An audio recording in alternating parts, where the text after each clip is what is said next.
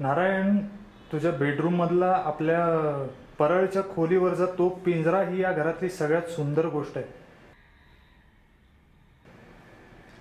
तुझं घर तसं बेफाम आहे झाल्या, फारच सुंदर.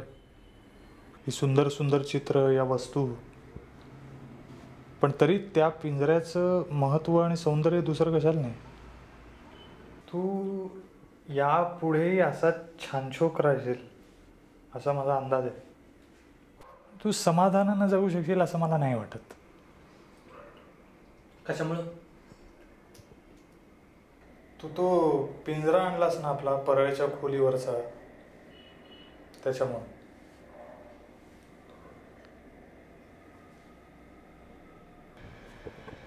तुला तुझं जुनं आयुष्य जपून ठेवायचं आहेच.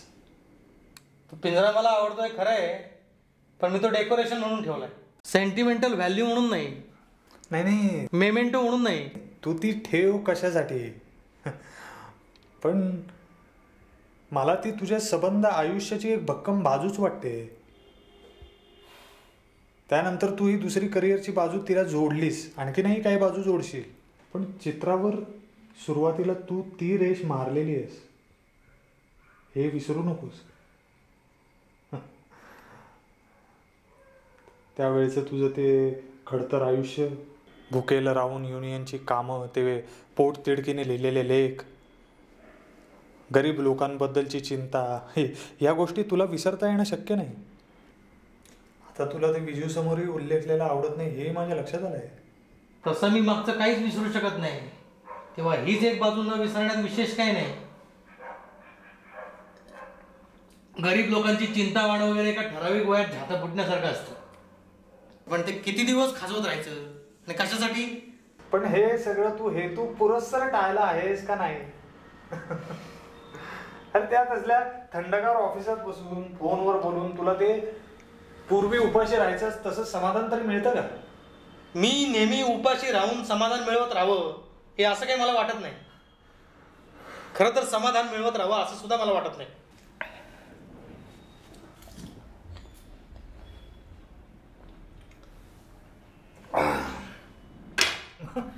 मग कशाला आपण आपलं आयुष्य असं लोटत राहायचं? खरं तर 25व्या वर्षानंतरच घर उभारावं, मुलं पैदा करावी, हा एक निसर्गाचा हेतू राबवून घेण्यासाठी जिवंत राहायचं का? 25व्या वर्षापासून 55व्या वर्षापर्यंत जर हीच हमाली करायची असेल तर मग आपण मरून का जात नाही? 25व्या वर्षीच आपण होऊन 25शीतच मरायची इच्छा मला होती, पण मग थोड्याशा काळात विजू भेटली, मग सगळं परावलंबी झाल्यासारखं झालं. रादर मीच परावलंबी व्हायचं ठरवलं, कारण त्याच्यात जास्त मोकळीक आहे. आता तर विजूला दिवसही गेलेत. तू म्हणतोस ते थोडंसं पटलं मला. आपण कुणासाठी तरी नुसती निसर्ग कर्म पार पाडत असतो, पण तरी मी म्हणतो तेही गरज आहे. आपण सगळी कामं काही समाधान पाहिजे म्हणून करत नाही, निदान मी तरी ते करत नाही. पण त्या काळात तू खरोखर समाधानी होतो, पण मी त्यासाठी काही वेगळं करत नव्हतो. तुला तर माहितीच आहे, मी 2-2 दिवस उपाशी असायचो. तूच माझ्यासाठी पावकेळी वगैरे आणायचास. पण नंतर समाधान संपलं. मी त्यानंतरही तसाच जगत राहिलो असतो तरी मला समाधान मिळतच राहिलं असतं असं मला नाही आता वाटत. उलट मी त्या सगळ्या लोकाभिमुख जगण्याला उभगलेलोच होतो. ती मधली पायरी तुला माहिती नाही चांगदेव. मुळात मी घरी बसणारा प्राणी. पण तू मुद्दामून आपण होऊन ते समाधान टाळलंस असं आम्हाला सगळ्यांना वाटतं. तुम्ही सगळे म्हणजे काय सुप्रीम कोर्ट आहे काय? तुम्ही सगळे म्हणजे कोण रे? तो शंकर वर्तमानपत्रात खरडायला लागलाय. प्रधान्या बापाच्या वशिल्यानं नोकरीत घुसून तर लग्न करायच्या आणि सासऱ्याकरवी प्रमोशनच्या मागे आहे. तो बाप्या नाटका सिनेमावर सदोदित खरडून पोट भरत असतो आणि राणीकडे जात असतो.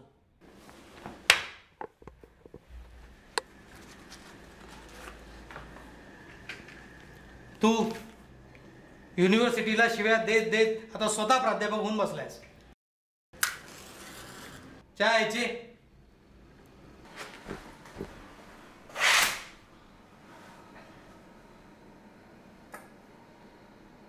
अरे आम्ही म्हणजे काही एवढे जण नाही. आम्ही 4 जण जरी त्यातून निसटलो तरी आपण त्यावेळेला होतो तसे नवे लोक आता तयार झालेलेच आहेत. असे लोक कायम तयार होतात, उपाशी राहतात, काहीतरी ध्येय बाळगून उलथून टाकण्याची तयारी दाखवतात. नंतर ते भ्रष्ट झाले तरी पुन्हा नव्यानं तो प्रकार तयार होत राहतोच, हे तू डोळ्यासमोर ठेव. हे पहा चांगदेवराव, उपासमारीत समाधान होतं ते तिथंच संपलं.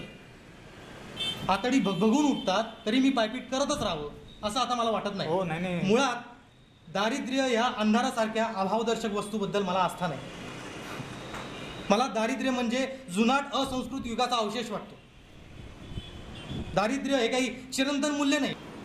हा, पण माणूस जन्मल्या दरिद्री राहणार का नाही? म्हणजे दारिद्र्य ही हटवायची वस्तू म्हणूनच राहणार दर माणसाला, दर युगात. कितीही लक्षात ईशाचं लेकरू म्हणून कोणी जन्मला तरी त्याला पैसा मिळवावा कसा, तो टिकवावा कसा, म्हणजे दारिद्र्य हटवत कसं न्यावं याचा विचार करत करतच जगावं लागतं. पूर्वी अश्मयुगात माणूस रानटी म्हणून जन्मायचा आणि रानटी म्हणूनच मारायचा की नाही. आता माणूस रानटी म्हणून जन्मतो असं म्हटलं तरी तो वयाच्या 15व्या वर्षीच आजचा सुसंस्कृत झालेला असतो. तसंच दारिद्र्याचं युग संपून पुढे जन्माला आलेला माणूस हा वयाच्या 15व्या वर्षीच सधन झालेला दिसेल. ही शक्यता तुझ्या लक्षात आलेली दिसत नाही. दारिद्र्य ही देवी पटकी सारखी नामशेष करून टाकण्याचीच गोष्ट आहे. दारिद्र्यामुळे माणसाच्या गुणांचं एवढंसही अस्तित्व राहत नाही. दारिद्र्य हटकून अनैतिक गोष्टींकडून येतं. दारिद्र्यामुळे सगळी मूल्य खोटी ठरतात, दांभिकपणा वाढतो आणि माणसात प्रचंड दुरावा निर्माण होतो. माझ्या हळूहळू असं लक्षात आलं की कम्युनिस्ट देशांनी ज्या ज्या चळवळी भांडवलशाही विरुद्ध म्हणून केल्या त्या निव्वळ श्रीमंत व्हावं म्हणूनच केल्या. दरिद्री लोकांच्या चळवळी निव्वळ श्रीमंत व्हायच्या असतात. श्रीमंतांना निदान इतर सुंदर चळवळी तरी असतात, पण दरिद्र्यांना तेवढ्याच. माणसाला इनमिन 50-60 वर्ष आयुष्य, त्यातली किती वर्ष उपासमारीत घालवावी? आता मला चहाला पैसे लागतात, जेवायला लागतात, बसनं इकडे तिकडे जायला लागतात, म्हणजे तुम्हाला काही अंशी तरी श्रीमंत व्हावंच लागतं. आता जास्त प्रमाणात श्रीमंत झालात तर जास्त प्रमाणात गोष्टी मिळतात.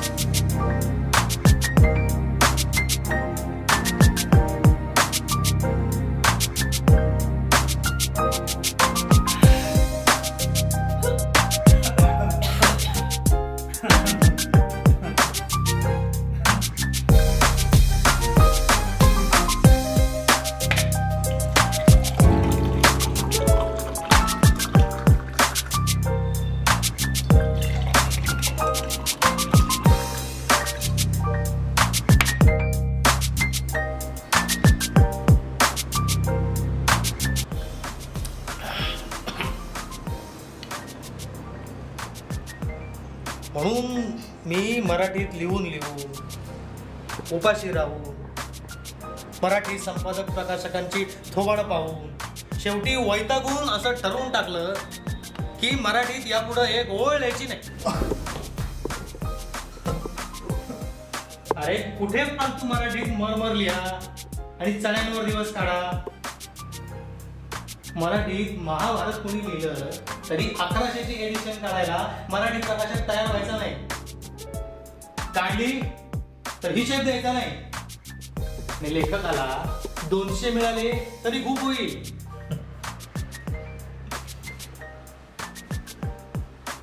आणि मुख्य म्हणजे 400-500 लोक वाचतील की नाही सुद्धा. साल्या 1100 प्रती छापल्या जातात आणि पुढची आवृत्ती शतकभर निघत नाही. ते अशा भाषेत काही मोठी ग्रंथ निर्मिती होणार नाही. किरकोळ भाषेत काही मोठं लिहिता येत नाही. हे मी तुला लिहून देतो. इंग्रजीत लिहून देणार हे सुद्धा का मराठीत? मजाक नाही चांगल्या. कमीत कमी 1,00,000 प्रती ज्या भाषेत खपतील अशाच भाषेत यापुढे लिहावं. तरच आपण लिहिल्याचं सार्थक होईल. तरच आपण काही सांगितलं असं होईल. 1100 प्रती छापल्या जाणार आणि दरवर्षी 50-60 मराठी लोक पुस्तकं घेत जाणार. या अशा परिस्थितीत लेखक मरायला लिहितातच कशाला आम्हाला कळत नाही. येडपडच यायच्या मराठी लेखक. आणि 1100 प्रतीत पुन्हा रॉयल्टीच्या भानगडी. हेल आणि कविता संग्रहाच्या 400-500 प्रती निघतात मराठीत. त्याला 500 प्रतीत कशाचा आलाय रिअलिझम आणि कशाचा रोमॅन्टिसिझम घेऊन बसलाय. मराठीत निव्वळ छपाईझम आहे.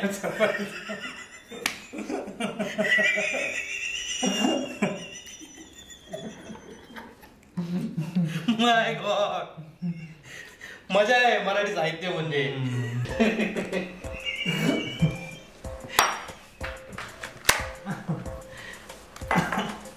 घे अरे घे रे, संपत जा, काही होत नाही. घे.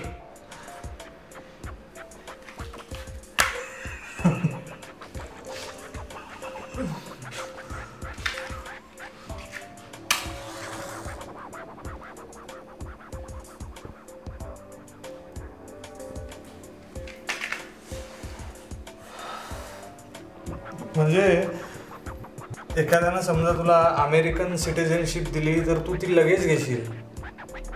कशाला फालतू हिंदुस्थानात जगत बसा आणि चण्यांवर दिवस काढा. गॉड सेक, मी चण्यांवर वगैरे जगत नाहीये. हिंदुस्थानातच मी सधन माणसासारखा जगतोय.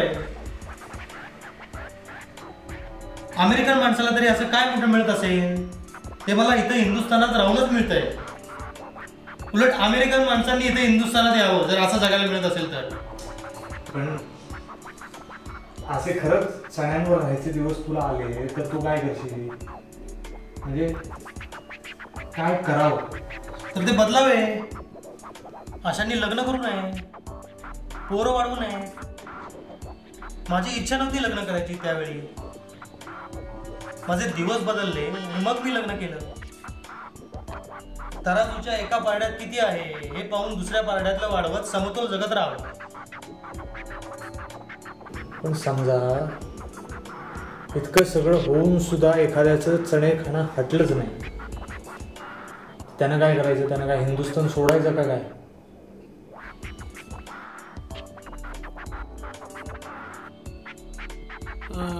तूच आधी सांग, तुला काय वाटतं? काय अशा माणसानं काय करावं? मी हो मला वाटतं त्याने जरूर अमेरिकन सिटिझनशिप म्हणजे त्याला वाटलं तर जरूर घ्यावी. दे तारीख. घे पेला भर. नाही अरे घे रे, काठोकाठ भरू दे पेला. वाटलं तर कशाला? त्यानं जरूर हिंदुस्थान सोडावं. कायम चणे खाऊन सुद्धा देशावर प्रेम करण्यात तरी काय अर्थ आहे? नाही मला नाही असं वाटत. मला म्हणजे अनेकांनाही असं वाटत नाही. उपाशी राहून सुद्धा प्रखर देशनिष्ठा असलेले लोक आहेत. ते मूर्ख आहे. जगाचा इतिहास तपासून पहा, म्हणजे कुठले लोक कुठून कुठे कसे पसरत गेले हे तुला दिसेल. हे सगळे इंडियन पूर्वी मध्य आशियात चणे खात असावेत, म्हणून या पवित्र देशात पळून आले. इंग्रज नरकात सुद्धा वसाहती करून राहायला गेले आणि पुढे 2 पिढ्यांनी त्यांचे वंशज त्या वसाहतींवर प्रेम करायला लागले. एकूण चणे घावे लोखंडाचे तेव्हा ब्रह्मपदी नाचे. असं नुसते चणे खाऊन सुद्धा देशावर प्रेम करत राहणारे हिंदुस्थानात इतके झाले, म्हणून आज आपल्यावर ही पाळी आलेली आहे. अरे खरं तर बोटी बांधून आफ्रिकेत किंवा अमेरिकेत जाणं त्या काळी सुद्धा काही फार अवघड नव्हतं, पण सगळे साले एक वेळ जेवून सुद्धा इथंच गर्दी वाढवत राहिले. आता तर तेही शक्य नाही.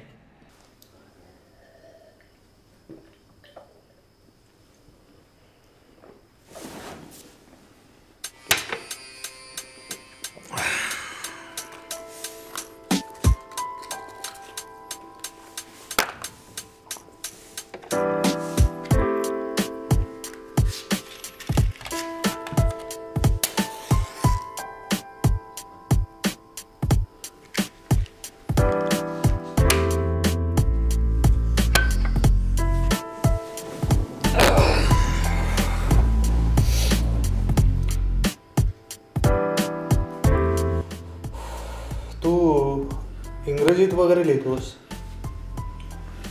त्यापेक्षा तू मराठीत वगैरे लिहायचंस ते तुला जास्त उत्साही नव्हतं वाटत? लिहिताना काय वाटतं मला फारसं महत्वाचं वाटत नाही. लिहून झाल्यावर आपल्या लेखनाचं काय होतं हे मला जास्त उत्साहदायी वाटतं. आता ते सारंगसारखं थोबाडीत बसल्यासारखं काय कामाचं आहे? इंग्रजीत किती लोक वाचतात, किती सुसंस्कृतपणानं सगळं चाललेलं असतं. नाही तर मराठी साहित्य म्हणजे मला मुघल स्टाईलचं एक चित्र वाटतं.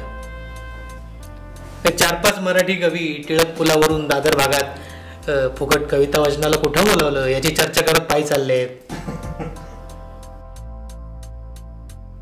फोर्टातल्या एका हॉटेलात 4-5 तरुण पिढीची नव्या दामाची असंतुष्ट पोरं केस खाजवत म्हाताऱ्या लेखकांना आई माईवरनं शिव्या देत आहे. आईला मराठी साहित्य शतकानुशतक हेच दळभद्री.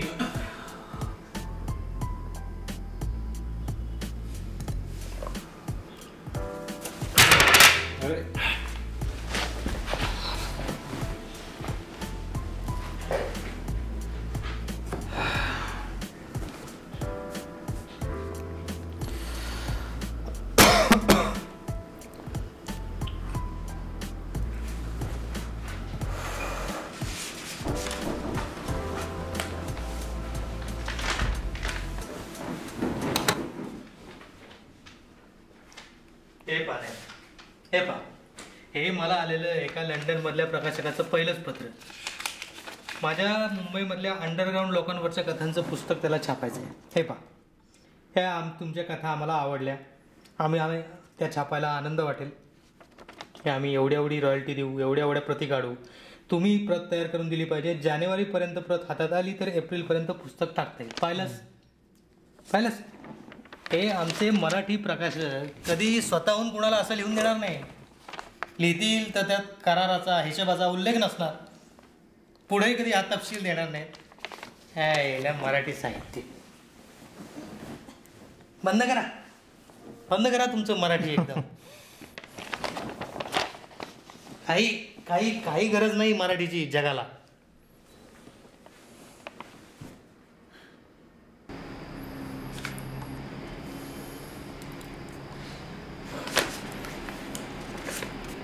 तू म्हणतोस ते खरं आहे,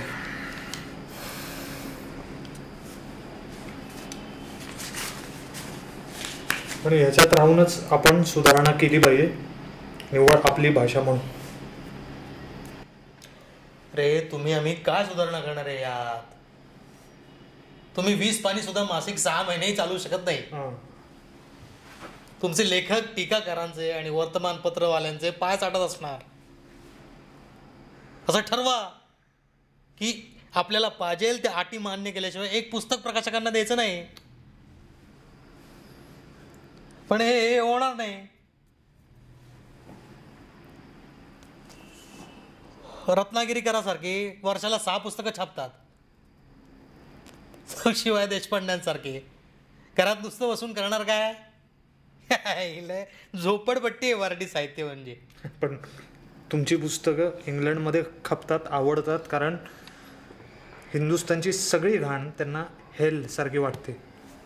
तिकडचे लोक तुम्हाला एका वेगळ्याच भूमिकेतनं एन्जॉय करतात. म्हणजे एका दृष्टीने तुम्हाला सांस्कृतिक बडवेगिरीचंच काम करावं लागतं. हे तुम्हाला इंग्रजी लिहिणाऱ्या भारतीय लेखकांच्या लक्षात येत नाही. ह्याला हळूहळू नीरज चौधरी सारखे तुम्ही सुद्धा परमनंट बडवे होऊन कायम तिकडच्याच वाचकांसाठी लिहित राहता. निव्वळ बाबू. मला असं वाटत नाही. बडवेगिरी मराठीत लिहिणारे करतच असतात. ते काय केवळ इंग्रजीतच बाबू लोक करतात असं नाही. ते एक राहू दे. पण तुम्ही ज्या तीव्रतेनं ही बकाली जगला त्यामुळेच तुम्हाला चांगलं लिहिता येतं. हे तर खरं आहे का नाही? मग त्या अन्नदात्या वातावरणाबद्दल तुम्हाला थोडी सुद्धा आत्मीयता कशी नाही? ही आत्मीयता असेल तर त्या वातावरणाशी तुम्ही थोडा तरी कृतज्ञ संबंध ठेवाल का नाही? का निव्वळ कच्चा माल म्हणून इकडचं जीवन बघणार आणि तिकडं पक्क्या मालाचा पुरवठा करत राहणार? काय नाही, ह्या सगळ्याचा संबंध तुमची स्वार्थी वृत्ती पोसण्याची, तुमची स्वतःची प्रतिमा वाढवण्याकडे. तुमच्या बाहेर तुम्हाला काही देणं घेणं दिसत नाही. तिकडचे लोकही तुम्हाला कधी रिस्पेक्ट द्यायचे नाही.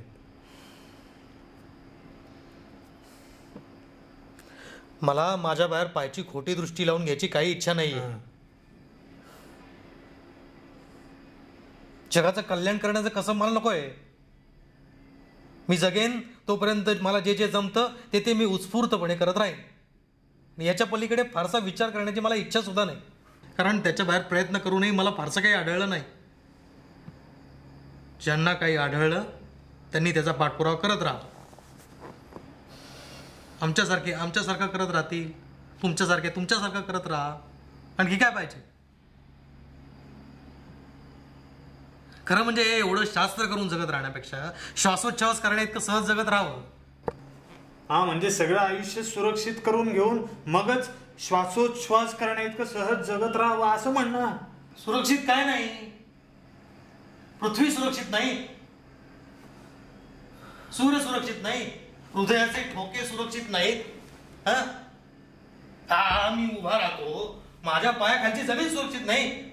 अरे मग आयुष्य जसं कुबड्या लावून सुरक्षित उभं करायला कोणाच्या बापाची भीती आहे? बोल साले बोल. तुझा प्रॉव्हिडंट फंड सुरक्षित आहे.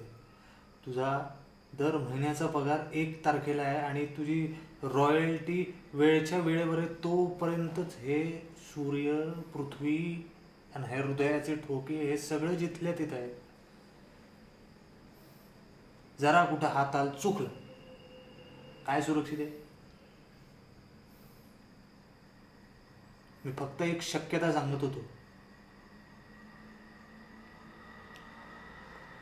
कशाची शक्यता? नकळत सुरक्षिततेचा दास होण्याची. नकळत त्याची पुन्हा शक्यता. तू मला अंधारात नेऊन काही हो म्हणून घेतोयस.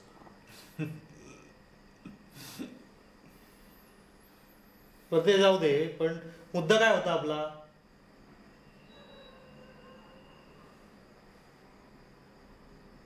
काय होतं? मी विसरलो. काय होता? मी विसरलो. पिणं फार होतंय नाऱ्या, बास करूया. एक तर आत्ता मी बरा होत आलोय. सिगरेट घे, बिस्किट खा. घे रे सिगरेट घे.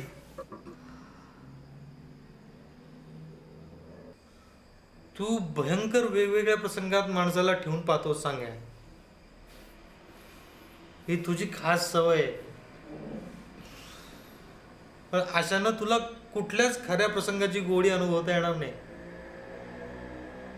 नॉर्मल प्रसंगात माणसं दिसतात तशी ती पाहावीत. उलटी सुलटी करून माणसं पाहू नयेत.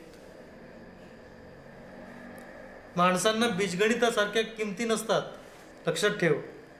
पण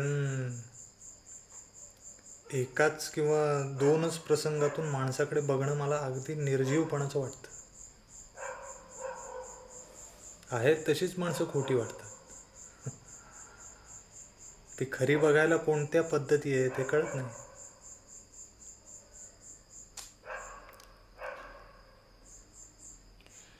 पण तू मुंबई सोडून चाललाय काही बरोबर नाही. तेच सांगतो ना, एकाहून अधिक प्रसंगात मला स्वतःला ठेवून बघायला सुद्धा आवडतं. या तार्किक विचारांच्या साहित्याच्या जगातून मला बिनविचारांच्या बिन साहित्याच्या जगात राहून बघायचे.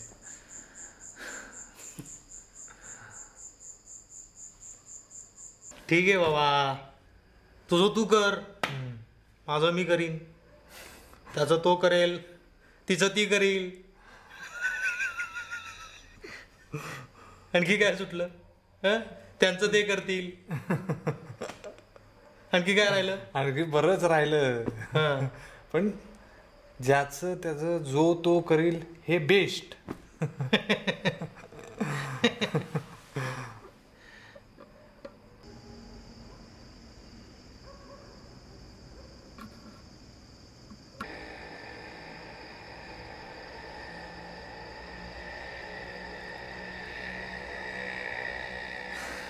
नारायण, तुझं सगळंच हेवा करण्यासारखं आहे. तू खरा बोलणारा माणूस आहेस. मी म्हणालो तुझं सगळंच हेवा करण्यासारखं आहे, तेव्हा तुला काय वाटलं हेवा करण्यासारखं? ते तुला माहीत. हो, पण तुला त्यावरून लक्षात काय आलं? तू होकार दिलास माझ्या म्हणण्याला. सांग काय वाटलं ते. म्हणजे आता तू मला या प्रसंगात पाडू इच्छितोस नाही का? तू सांग ना, ज्या अर्थी तू विचारलंस त्या अर्थी. मी सांगितल्यावर पुन्हा तू तेच म्हणशील. पण तू आधी म्हणलंय म्हणून तू सांगायला पाहिजे. बरं चल सांगतो. तुझं हेवा करण्यासारखं आत्ताचं तर हे सगळं आहेच, पण ते पूर्वीचं सुद्धा. आधी ते आणि नंतर हे दोन्ही मिळून हेवा करण्यासारखं आहे. दोन्ही प्रसंगातून मी तुला बघितलेलं आहे आणि तू उत्तम पुरुष आहेस हे सिद्ध झालेलं आहे. यावर कळस म्हणजे बायको गरोदर राहणं. हा, त्यासारखी दुसरी पूर्णता नाही. राईट. थँक्यू. तू खरं बोलणारा मित्र आहेस.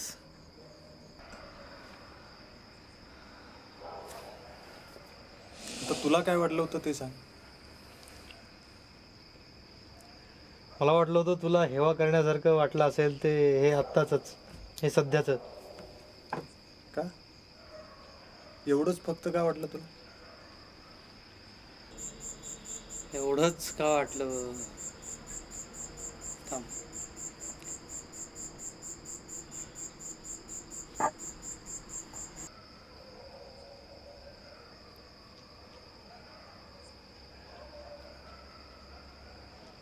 कशाबद्दल चाललं होतं रे आपलं?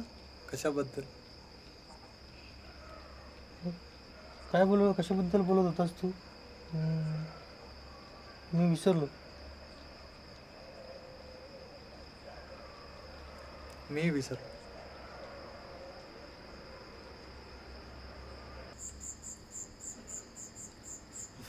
विसरलो. तू कशावर तरी विचार करत होतास. माझ्या विचार करण्यावर? हा, पण मी कशावर विचार करत होतो?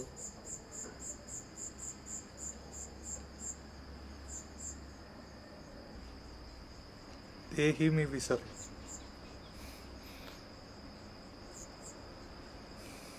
चला जाऊ दे भंकस, फार प्यालो आपण. चल. माणूस विसरतो म्हणजे बहुधा मनापासून ते टाळायला म्हणून. जाऊ दे, आपणही 10-20 वर्षांनी कदाचित एकमेकांना पूर्ण विसरून जाऊ. त्या किरकोळ गोष्टींचं काय.